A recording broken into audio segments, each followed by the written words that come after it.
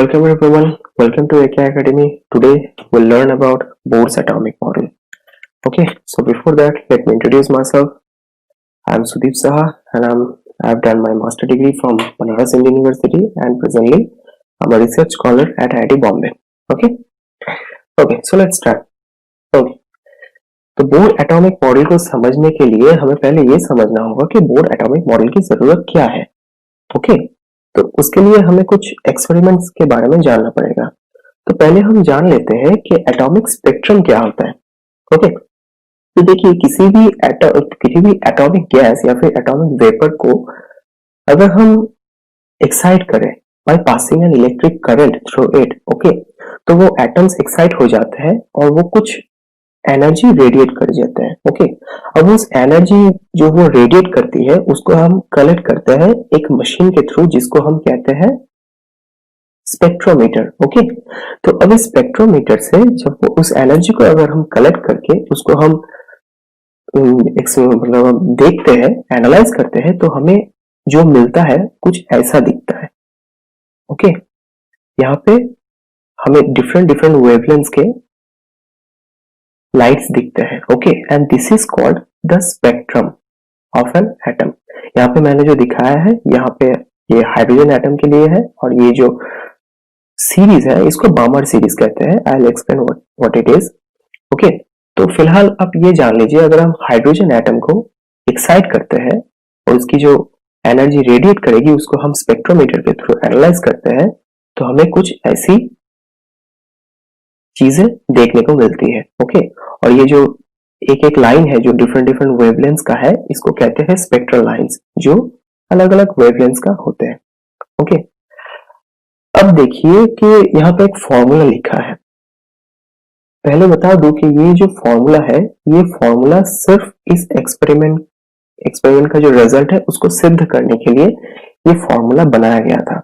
इसकी कोई theoretical basis नहीं है कि इस थियोरी से ये फॉर्मूला आया है. नहीं, ये फॉर्मूला बस इस एक्सपेरिमेंट का जो ये जो वेवलेंथ है, जो नंबर्स यहाँ पे मैंने लिखा है, अगर यहाँ पे अगर हम n=3 लगाते तो ये लाइन की जो वेवलेंथ है वो हमें मिल जाएगी.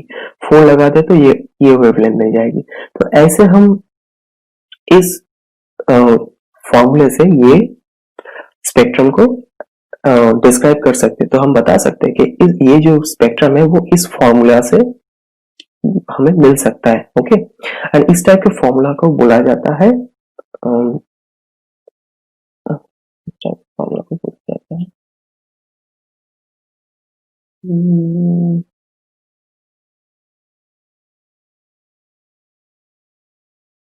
ओके, तो यहाँ पर आप देख सकते हैं कि जो RH है वो एक रीडबर्ग कांस्टेंट है.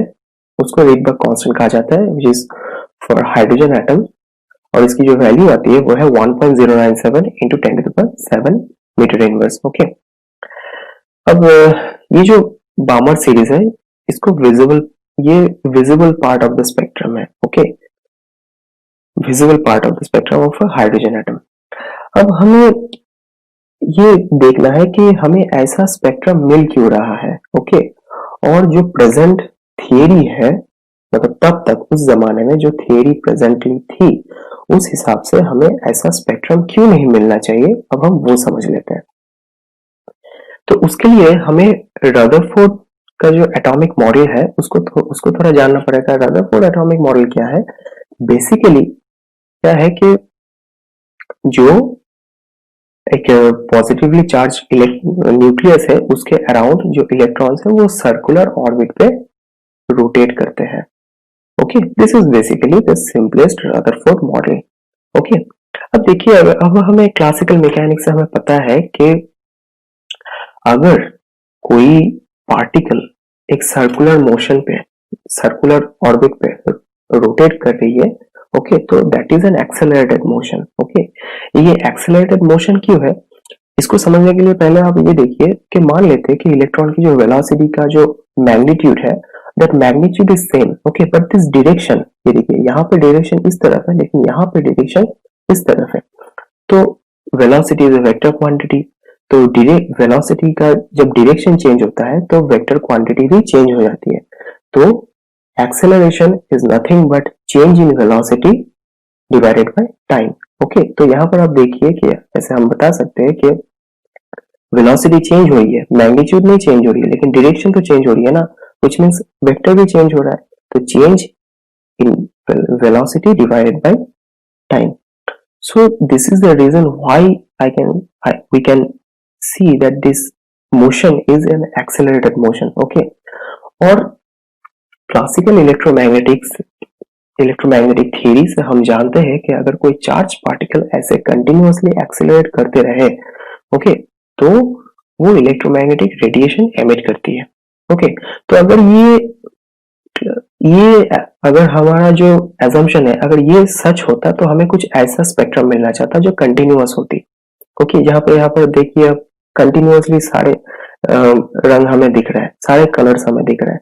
ओके, लेकिन ऐसा हमें मिलता नहीं है। हम एक्सपेक्ट यही स्पेक्ट्रम कर रहे हैं, लेकिन हमें देखने को मिल रहा है कुछ ऐसा। ओके, तो this is the biggest contradiction between theory and experiment. Okay, next contradiction ये है कि इलेक्ट्रॉन अगर ऐसे कंटिन्यूअसली एनर्जी रेडिएट करता रहे तो वो एक टाइम पे वो न्यूक्लियस के ऊपर जाके गिरेगा। ओके, तो अगर न्यूक्लियस के ऊपर जाके गिर जाता है तो कोई भी एटम एग्जिस्ट नहीं करेगी। लेकिन हम जानते हैं कि एटम्स आर स्टेबल। ओके, अगर एटम्स एग्जिस्ट नहीं करते तो ये यूनिवर्स भी एग्जिस्ट नहीं करती। ओके, लेकिन universe is also stable, so the atom is.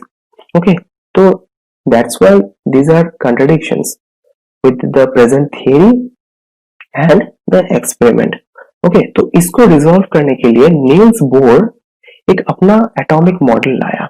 Okay, 1913 में वो अपना एक एटॉमिक मॉडल लाया जो हाइड्रोजन और हाइड्रोजन लाइक स्पेक्ट्रम को एक्सप्लेन कर सके। तो ये जो बोर मॉडल है, तो ये बोर मॉडल कुछ पोस्टुलेट्स, व्हिच मींस कुछ ऐसी मतलब चीजों पे मतलब बेस्ड है, कुछ पोस्टुलेट पे बेस्ड है, मतलब एजम्पशन समझ सकते हैं आप इसको। ओके, तो कुछ एजम्पशन पे ये मॉडल बेस्ड है। तो ये पहला एजम्पशन क्या है कि an electron in an atom moves in a circular orbit due to Coulomb attraction between electron and nucleus by the laws of classical mechanics. Okay, तो बोर ने भी रदरफोर्ड का जो मॉडल है वही लिया कि एक न्यूक्लियस है जो पॉजिटिव पे चार्ज है, जो एक इलेक्ट्रॉन है जो सर्कुलर ऑर्बिट पे घूम रही है। अब इस सिस्टम की स्टेबिलिटी के लिए क्लासिकल मैकेनिकली हम क्या जानते हैं कि न्यूक्लियस और इलेक्ट्रॉन के बीच जो कूलॉम अट्रैक्शन है वो है 1/4πε0 Z² okay, this is the Coulomb force. And जो सेंट्रीफ्यूगल फोर्स है जो इलेक्ट्रॉन को यहाँ से बाहर धकेलना चाहता है और कूलॉम फोर्स इसको यहाँ पे रखना चाहता है, तो इन दोनों फोर्स के बीच एक बैलेंस रहना चाहिए। तो ये जो सेंट्रीफ्यूगल फोर्स है दैट इज mv²/r। तो अगर laws of classical mechanics follow करते हैं तो हमें इन दोनों फोर्स को इक्वल करना पड़ेगा। Okay, so this is the first postulate of bore atomic model. Okay, second postulate क्या है? Out of infinite number of orbits possible, electron will move only that orbit where the angular momentum is the integral multiple of h/2π. This is a very important postulate. Okay, तो पहले हम समझ लेते हैं। जैसे देखिए यहाँ पे इलेक्ट्रॉन और न्यूक्लियस का जो डिस्टेंस है वो हम कंटिन्यूअसली वेरी करा सकते हैं, which means इलेक्ट्रॉन कहीं भी रह सकता है। ओके, लेकिन वो क्या कर रहा है कि नहीं, ऐसा होता नहीं है। इलेक्ट्रॉन उन्हीं ऑर्बिट्स में रहेंगे जहां पे उसकी जो एंगुलर मोमेंटम की जो वैल्यू है which is nothing but mvr, जो nh/2π के साथ इक्वल होगी। यहाँ पर n क्या है? n equals natural numbers 1 2 3 4 5 6 and all that. तो यहाँ पर हम देख सकते हैं कि इलेक्ट्रॉन जो है वो आर्बिटरी कोई भी ऑर्बिट में नहीं रह सकती। जैसे ये दोनों अगर अलाउडेड ऑर्बिट है तो इलेक्ट्रॉन इनके बीच कहीं नहीं रह सकती। इधर इलेक्ट्रॉन यहाँ रहेगी या फिर यहाँ रहेगी। ओके, तो एंगुलर मोमेंटम इसको कहते हैं बोर्स क्वांटाइजेशन कंडीशन। ओके, ये जो क्वांटाइजेशन कंडीशन है, क्वांटाइज वर्ड का मतलब ये है कि जो ऑर्बिट्स है वो डिस्क्रीट है, बेसिकली वो कंटिन्यूअसली वैरी नहीं कर रहे, वो डिस्क्रीटली वैरी कर रहे हैं। ओके, तो जो डिस्क्रीट वैल्यूज है, तो इलेक्ट्रॉन और न्यूक्लियस के बीच का जो डिस्टेंस है वो डिस्क्रीट है, वो कंटिन्यूअस नहीं है। Okay, this is what is called the quantization condition. Okay, और क्वांटाइजेशन कंडीशन क्या है कि जो एंगुलर मोमेंटम है वो nh/2π के साथ इक्वल होगी। यहाँ पे h क्या है? h है Planck's constant. Okay, this has a very serious consequence. Okay, जो हम बाद में देखेंगे। ओके,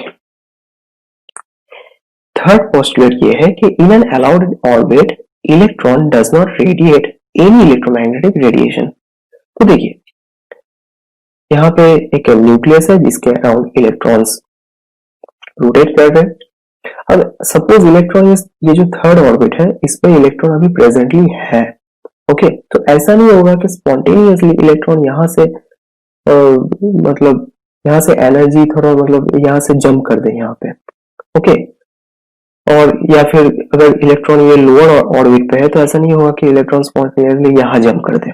ओके, तो अगर इलेक्ट्रॉन यहाँ पर है तो इलेक्ट्रॉन की कोई भी एनर्जी ना लॉस होगी, ना ही इलेक्ट्रॉन की एनर्जी लॉस होगी, ना ही इलेक्ट्रॉन की एनर्जी गेन होगी स्पॉन्टेनियसली।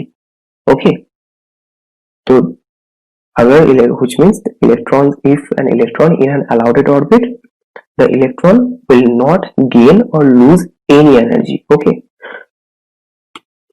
तो ये लास्ट पोस्टुलेट क्या है कि अगर electron in N orbit of energy E1 moves to a lower orbit of energy EF, then it radiates an emission with frequency mu equals EI minus EF over H. H is the Planck's constant, EI is the energy of the initial state, initial orbit, and EF is the energy of the final orbit. तो यहाँ पर हम देख सकते हैं कि suppose electron इस third orbit पे है, तो अगर इलेक्ट्रॉन को यहाँ से इस लोअर ऑर्बिट पे जंप करना है, अगर वो जंप करती है due to some reason, okay, वो कुछ भी हो सकता है, तो वो कोई एक रेडिएशन एमिट करेगी। ओके, तो सिमिलरली अगर किसी इलेक्ट्रॉन को इस लोअर ऑर्बिट से इस हायर ऑर्बिट पे जाना है तो वो क्या करेगी, कोई एनर्जी एब्जॉर्ब करके ही यहाँ से यहाँ तक जाएगी। ओके, ओके, और उसकी जो वैल्यू होगी, उसकी जो जिस फ्रीक्वेंसी की वो रेडिएशन एमिट करेगी वो है दिस। ओके, तो अब हम देखते हैं कि ये जो चार पोस्टुलेट्स है, इस पोस्टुलेट को इस्तेमाल करके हम कैसे एटॉमिक जो स्पेक्ट्रा है जो डिस्क्रीट हमें मिल रहे थे उसको हम कैसे एक्सप्लेन कर सकते हैं। ओके, तो फॉर दैट हम जानते हैं कि इस एटॉम के स्टेबिलिटी के लिए ये जो कूलॉम अट्रैक्शन है ये सेंट्रीफ्यूगल फोर्स के साथ बैलेंस होना चाहिए। ओके, अदरवाइज ये बैलेंस में नहीं रहेगा।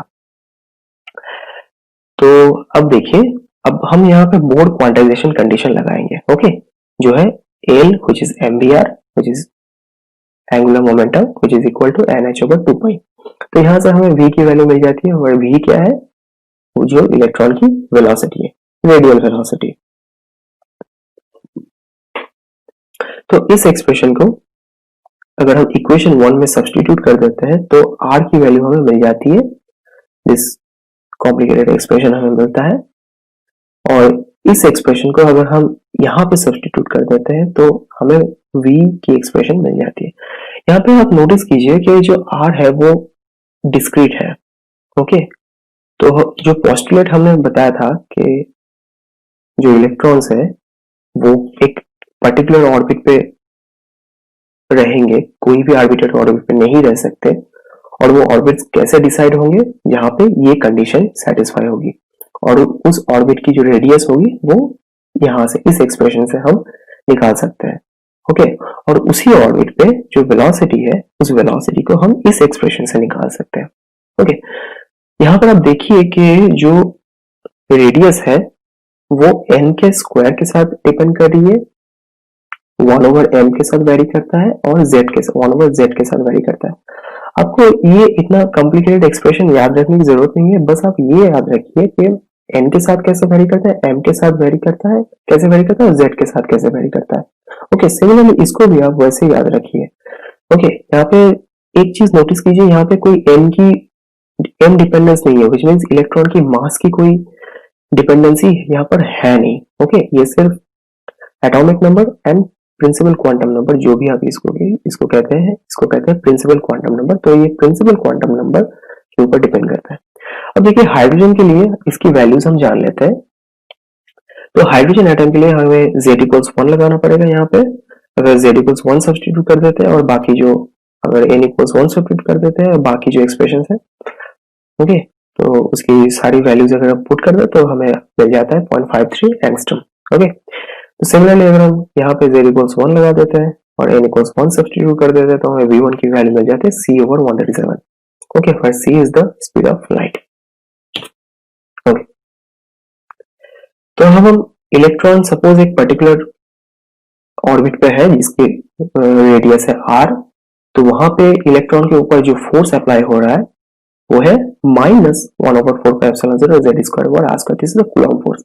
अब इलेक्ट्रॉन को वहां से थोड़ा सा डिस्टेंस हटाने के लिए हमें जो वर्क डन करना पड़ेगा इलेक्ट्रॉन के ऊपर, that is force multiplied by displacement. So this is the work done, okay, on the electron to move in a distance, dr। Okay, अब इलेक्ट्रॉन r डिस्टेंस पे है तो r डिस्टेंस से लेके इनफाइनाइट डिस्टेंस तक ले जाने के लिए हमें जो टोटल काम करना पड़ेगा which is z² minus z²/4πε0r, which is nothing but the potential energy of the electron।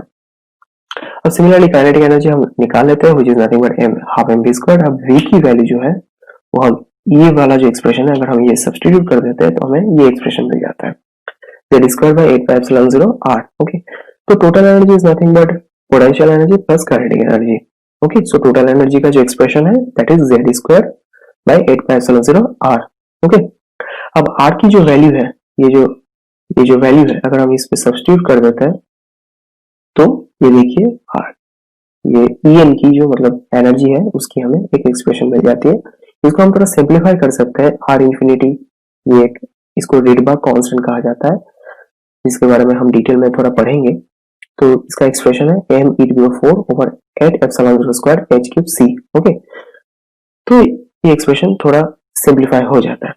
अब यहाँ पे देखने वाली चीज ये है कि not only the radius is discrete, not only the velocity is discrete, but the energy of the electron is also discrete। Okay, और ये कहां से आया, ये यहां से आया the quantization of the orbital angular momentum of the electron less the quantization of energy. Okay, तो एनर्जी जो है, जो हम एक्सपेक्ट कर रहे थे कि जो इलेक्ट्रॉन की जो स्पेक्ट्रम होगी, which means इलेक्ट्रॉन जो एनर्जी रेडिएट करेगी वो कंटिन्यूअसली रेडिएट करेगी, जो ऐसा होता नहीं है। ओके, तो डिस्क्रीट एनर्जीज हमें मिल रही है। ओके, डिस्क्रीट स्पेक्ट्रम हमें मिल रही है, which means क्या है कि obviously there are energy levels जहां के ऊपर से नीचे जाने पे कोई एक इलेक्ट्रॉन एनर्जी रेडिएट कर रही है। ओके, और वो एनर्जी लेवल का एक्सप्रेशन क्या है ये।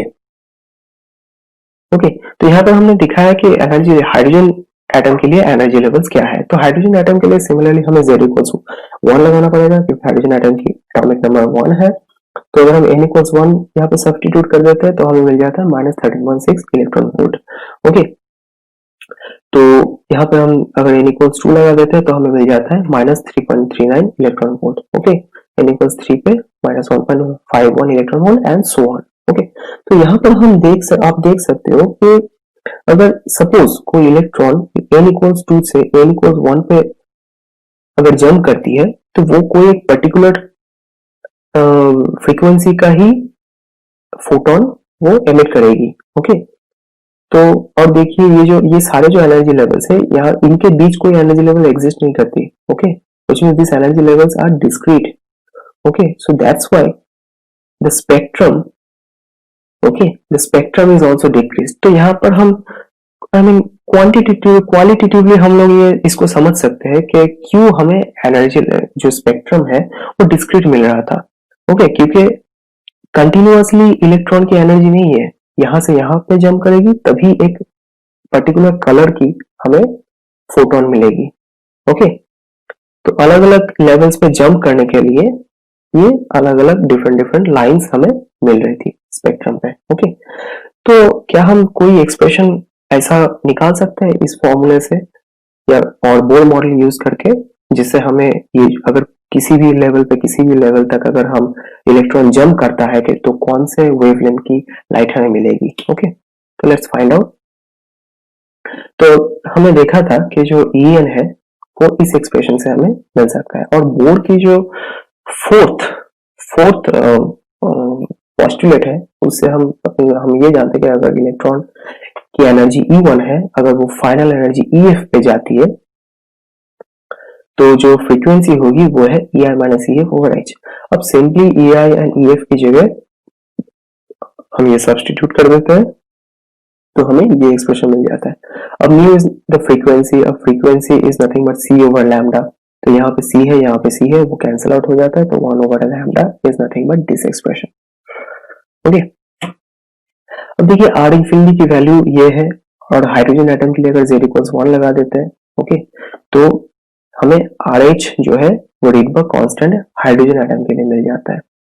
ओके ओके, तो यहाँ पर अगर हम देखिए अगर n इक्वल्स 2 यहाँ पे सब्स्टिट्यूट कर देते हैं, which is NF, which is final state of the electron is 2, then अगर हम Ni को अगर हम 3 ले लेते हैं, which means अगर ये थर्ड जो लेवल है वहां से अगर कोई इलेक्ट्रॉन 2 पे जंप करता है तो जो लाइन मिलती है उसको वो विजिबल रेंज में आती है, and that is called the बामर series. So what is बामर series? बामर series is nothing but अगर कोई भी इलेक्ट्रॉन हायर एक्साइटेड स्टेट से सेकेंड एक्साइटेड स्टेट पे अगर जंप करती है तो जो स्पेक्ट्रम हमें दिखती है उसको बामर सीरीज कहा जाता है, and that is the only visible spectrum of hydrogen atom. Okay, जिसका वेवलेंथ का जो फॉर्मूला है वो हम यहाँ से निकाल सकते हैं। तो देखिए पहले स्लाइड में मैंने जो फॉर्मूला दिखाया था वो फॉर्मूला बस एक्सपेरिमेंटल रिजल्ट को एक्सप्लेन करने के लिए बनाया गया था, लेकिन थियोरेटिकली बोर पोस्टुलेट से हम वही सेम फॉर्मूला रिवाइव कर सकते हैं। ओके, तो अब ऐसा नहीं है कि यहाँ से सिर्फ दो नंबर जो क्वांटम स्टेट है या फिर 2 नंबर का जो एनर्जी स्टेट है उसी पे जंप करेगा, 2 से भी 1 तक जंप कर सकता है, लेकिन ये जो सीरीज है, ये जो स्पेक्ट्रम है, ये विजिबल रेंज में नहीं आती, ये यूवी रेंज में आती है। ओके, और इसको कहते हैं लाइमन सीरीज। तो लाइमन सीरीज का जो वेवलेंथ है उसका एक्सप्रेशन हमें कैसे मिलेगा? लाइमन सीरीज का फाइनल स्टेट है 1, तो यहाँ पे NF की जगह हम 1 लगा देंगे, और Ni क्या है? Initial state 2, 3, 4, 5 and infinity. Okay, तो हायर स्टेट से कोई अगर इलेक्ट्रॉन फर्स्ट एक्साइटेड स्टेट पे जंप करता है तो जो सीरीज हमें मिलती है उसको कहती है लाइमन सीरीज। ओके, और Lyman series is in UV range. Okay, so similarly अगर NF इक्वल्स 3, अगर कोई इलेक्ट्रॉन हायर एनर्जी स्टेट से थर्ड एनर्जी स्टेट पे जंप करती है तो हमें मिलता है पैशन। सिमिलरली हमें मिलता है Brackett series and Pfund series. Paschen जो है वो नियर इंफ्रारेड में पड़ती है, and Brackett and Pfund both are in far infrared region. Okay,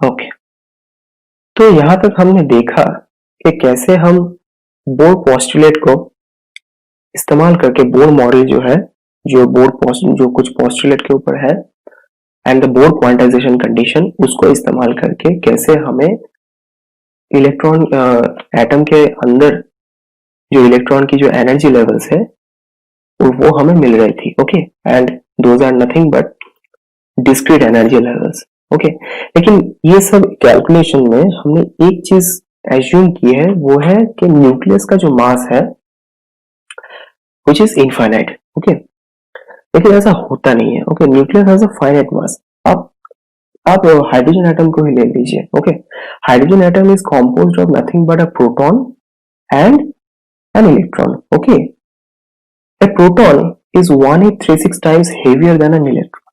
Okay, it is not infinite, this is a finite, it is huge but it's finite. Okay, तो इसका कुछ consequence हमें देखने को मिलते हैं। ओके, तो जब हम न्यूक्लियस का जो फाइनाइट मास है उसको अगर हम कंसिडर करते हैं तो क्लासिकल मैकेनिकली हम क्या एज्यूम कर, क्या हम सोच सकते हैं इस सिस्टम के बारे में। जैसे अगर हम कोई अगर इलेक्ट्रॉन एंड प्रोटॉन का जो सिस्टम है, अगर मान लेते हैं कि जो प्रोटॉन का मास अगर इनफाइनाइट है तो इलेक्ट्रॉन यहाँ पे रोटेट करेगी। Okay, and this proton will not move. पर अगर इसका मास फाइनाइट है, इसका मास भी फाइनाइट है, तो ये दोनों, ये जो टू बॉडी सिस्टम फॉर्म होता है ना, ये दोनों ही अपना जो सेंटर ऑफ मास है, सेंटर ऑफ मास के अराउंड रोटेट करते हैं। ओके, सो क्लासिकल मैकेनिकली हम ये देख सकते हैं कि जो इलेक्ट्रॉन और जो न्यूक्लियस है वो अपना एक सेंटर ऑफ मास के अराउंड दोनों ही रोटेट करते हैं। ओके, जैसे यहाँ पे हम, यहाँ से आप देख सकते हैं, यहाँ पे इलेक्ट्रॉन भी रोटेट किया और न्यूक्लियस भी रोटेट किया। तो हम मान लेते हैं कि इलेक्ट्रॉन और न्यूक्लियस के बीच की जो डिस्टेंस है that is r, centre of mass से इलेक्ट्रॉन की डिस्टेंस है x, सो न्यूक्लियस की distance obviously r minus x। अब देखिए ये जो सिस्टम है, this system is in equilibrium, which means ये जो इस तरफ का जो सेंट्रीफ्यूगल फोर्स और इस तरफ का जो सेंट्रीफ्यूगल फोर्स जो दोनों को अलग करना चाहती है वो दोनों सेम होना चाहिए। Okay, otherwise this system won't be stable. तो at equilibrium both the centrifugal forces, which is m omega squared r and capital M omega squared r minus x, which is same, where here m is the mass of the electron and capital M is the mass of the nucleus. Omega is the angular velocity with which this system is rotating. Okay, तो यहाँ से हमें ये relation मिल जाता है m small m x equal capital M r minus x। तो यहाँ से हमें ये सिंपल सा मैनिपुलेशन है, यहाँ पे आप ये एक्सप्रेशन आप मिल सकते हैं, x equals capital M r by small m plus capital M and r minus x is small m r by small m plus capital M। Okay, अब इस सिस्टम का जो टोटल एंगुलर मोमेंटम होगा, okay, वो total angular momentum क्या है, m x square omega, okay, plus capital M r minus x square omega. Okay, angular momentum का expression मैंने लिखा था एम वी आर, अब v इक्वल्स ओमेगा आर अगर हम सब्स्टिट्यूट कर देते हैं तो जो हमें मिलता है M R square omega, this is that. Okay, तो अब x और r माइनस x को अगर हम सब्स्टिट्यूट कर देते हैं तो ये हमारा एक्सप्रेशन मिल जाता है, small m capital M over small m plus capital M times R square omega. Okay, तो ये जो नया एक्सप्रेशन हमें मिला, this is called the reduced mass of the electron. Okay, तो reduced mass का एक्सप्रेशन क्या है, small m capital M over small m plus capital M। इसको आप इस एक्सप्रेशन से भी याद रख सकते हो। ओके, अब देखिए ये जो रिड्यूस मास है ना, अब मान लेते हैं कोई एक हाइड्रोजन एटम के लिए, तो हाइड्रोजन एटम में सिर्फ इलेक्ट्रॉन और प्रोटॉन रहता है। ओके, तो प्रोटॉन की मास से अगर हम इसको डिवाइड कर देते हैं, ओके, तो proton is 1836 times heavier than the electron. Okay, so this simple mathematical calculation shows us that the reduced mass is actually less than the electron mass. Okay, तो reduced mass लेने का मतलब क्या होता है? Okay, तो पहले हमने जो assumption लिया था कि nucleus is not moving. Okay, nucleus का mass जो है वो है infinite. Okay, तो अगर हम रिड्यूस मास ले लेते हैं तो वही assumption हम दोबारा ले रहे हैं। ओके, कि nucleus is infinitely heavy and the electron is moving with this reduce mass. Okay, तो इस वजह से क्या होता है कि ये जो एनर्जी का एक्सप्रेशन है ये भी थोड़ा चेंज हो जाता है। एनर्जी के एक्सप्रेशन में पहले हमने एब्सोल्यूट मास लिया था इलेक्ट्रॉन का, अब उसकी जगह हमने रिड्यूस मास से रिप्लेस कर दिया है। So since this reduced mass is less than the mass of the electron, actual mass of the electron, so the energy levels are slightly less negative, और इसके लिए जो हमें wavelengths मिलता है ना वो थोड़े larger होते हैं। ओके, तो रीडबर्ग कांस्टेंट कैसे वेरी करता है? ओके, तो रीडबर्ग कांस्टेंट का जो एक्सप्रेशन है that is m e to the 4 over 8 epsilon 0 square h cube c। यहाँ पे r इंफिनिटी जो एब्सोल्यूट रीडबर्ग कांस्टेंट है वहां पे हमने इलेक्ट्रॉन का जो मास है वो ओरिजिनल मास यूज किया है, और ये r m जो एक पर्टिकुलर एटम के लिए है उस पे हमने रिड्यूस मास यूज किया है। ओके, तो ये सिंपल मैथमेटिकल मैनिपुलेशन है। अगर हम इसको कैपिटल एम से डिवाइड कर देते हैं तो ये एक्सप्रेशन मिल जाता है। अब इस एक्सप्रेशन को अगर हम यहाँ पे सब्स्टिट्यूट कर देते हैं तो हमें आर एम और आर इंफिनिटी के बीच एक रिलेशन मिल जाता है। तो आर इंफिनिटी एक एब्सोल्यूट क्वांटिटी है, लेकिन आर एम वेरी करता है डिफरेंट एटम्स के लिए, क्योंकि ये जो कैपिटल एम है this is different for different atom which is nothing but the nuclear mass. Okay, तो ये आर एम की जो वेरिएशन है वो कुछ ऐसे वेरी करता है, और मास नंबर जितना ज्यादा होता है ओके उतना ही वो आर इंफिनिटी के करीब एक्स्ट्रा मतलब एसिम्प्टोटिकली उसी की तरफ जाता है। ओके, तो आर इंफिनिटी यहाँ पर आप देख सकते हैं, सिंपल एग्जांपल से आप समझ सकते हैं उसको कि हाइड्रोजन एटम के लिए इलेक्ट्रॉन और जो प्रोटॉन है उसका रेशियो है 1/1836। तो आर इंफिनिटी जो इस एक्सप्रेशन से हमें मिलेगा which is this 109737, बट इस एक्सप्रेशन में अगर हम उसकी रिड्यूस मास को अगर हम इस्तेमाल करते हैं तो हमें मिल जाता है 109677। तो देखिए कि ये जो रिडबर्ग कांस्टेंट है वो कम हो गया। ओके, अब हम बेसिकली कुछ डेफिनेशन को जानेंगे जो बेसिकली प्रॉब्लम सॉल्विंग के लिए आपको मदद मिलेगी। तो पहला डेफिनेशन ये है कि पहली चीज ये है कि आयनाइजेशन एनर्जी क्या होती है। ओके, तो ionization energy is minimum energy required for an atom to make it an ion. Okay, तो आप मान लीजिए कि एक न्यूक्लियस है, न्यूक्लियस के अराउंड इलेक्ट्रॉन्स घूम रहे हैं। ओके, तो हम क्या चाहते हैं कि जो बाहरी इलेक्ट्रॉन है ओके एकदम लास्ट में जो बहुत सारे ऑर्बिट्स होंगे ओके तो बहुत सारे ऑर्बिट्स के एकदम बाहर जो ऑर्बिट है वहां का जो इलेक्ट्रॉन है वो उसको हम निकाल लेते हैं। ओके, तो पहले एटम न्यूट्रल था, लेकिन बाहर से अगर एक इलेक्ट्रॉन अगर हम हटा लेते हैं तो एटम पॉजिटिवली चार्ज हो जाता है, व्हिच मींस एटम आयनाइज्ड हो जाता है। तो उस आयनाइज करने के लिए एक एटम को जितना एनर्जी जरूरत होती है उसको बोला जाता है आयनाइजेशन एनर्जी। ओके, तो सिंपली हाइड्रोजन एटम के लिए ये कितना होगा, E infinity which is nothing but 0 and E1 is minus 13.6 which is 13.6 electron volt। Okay, अब आयनाइजेशन पोटेंशियल क्या है? Ionization potential is nothing but कि आयनाइजेशन एनर्जी को हम इलेक्ट्रॉनिक मास से अगर हम डिवाइड कर देते हैं तो जो मिलता है उसको हम आयनाइजेशन पोटेंशियल कहते हैं। ये पोटेंशियल क्यों कहा जाता है? अब मान लीजिए दोनों इलेक्ट्रोड के बीच हमने एक एटम को रख दिया। ओके, अब इलेक्ट्रोड क्या करेंगे, इलेक्ट्रोड के बीच हमें एक वोल्टेज देना पड़ेगा और वो वोल्टेज एक इलेक्ट्रिक फील्ड क्रिएट करेगी, और वो इलेक्ट्रिक फील्ड क्या करेगी, इलेक्ट्रॉन का जो एटम में जो इलेक्ट्रॉन है उसके साथ इंटरेक्शन करके उसको खींच के निकाल लेगी। ओके, तो बेसिकली हम जो एनर्जी सप्लाई करेंगे वो वोल्टेज के थ्रू सप्लाई करेंगे। तो कितना वोल्टेज मिनिमम है देना पड़ेगा ताकि एक एटम आयनाइज हो जाए, उसको बेसिकली आयनाइजेशन पोटेंशियल कहते हैं। ओके, तो उसके लिए हमें इलेक्ट्रॉनिक मास से इलेक्ट्रॉनिक जो चार्ज है उससे हमें डिवाइड करना पड़ता है। ओके, तो ionization potential for hydrogen atom is 13.6 volt. Okay, तो इसका मतलब ये है कि अगर आप हाइड्रोजन एटम को एक इलेक्ट्रोड के बीच रख के अगर आप 13.6 वोल्ट अगर अप्लाई करते हैं तो वो आयनाइज हो जाएगा।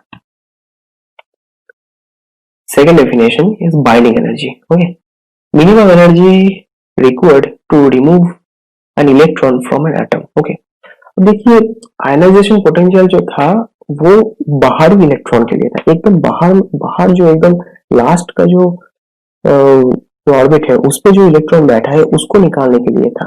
ओके, लेकिन बाइंडिंग एनर्जी क्या है, जो बाकी के जो ऑर्बिट्स है उस बाकी के ऑर्बिट से कोई भी हम इलेक्ट्रॉन को निकालना चाहते हैं तो उसको कहते हैं उस पर्टिकुलर इलेक्ट्रॉन की binding energy.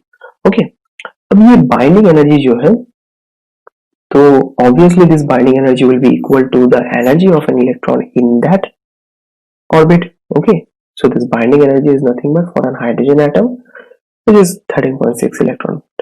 Okay, excitation energy क्या है कि energy required to make an electron jump from a lower energy state to a higher energy state. Okay, जैसे कि हमने देखा कि एटम का जो एनर्जी स्टेट्स होता है इलेक्ट्रॉन के लिए वो डिस्क्रीट होते हैं। ओके, तो एक लोअर एनर्जी स्टेट से हायर एनर्जी स्टेट में जाने के लिए हमें मिनिमम जो एनर्जी देनी पड़ती है उसको कहते हैं एक्साइटेशन एनर्जी। अब फॉर हाइड्रोजन एटम, वो ग्राउंड स्टेट से अगर हम फर्स्ट एक्साइटेड स्टेट पे उसको भेजना चाहते हैं तो जो एनर्जी हमें देनी पड़ेगी which is 10.2 electron volt. Okay, so this is it for today. Thank you. See you in the next class.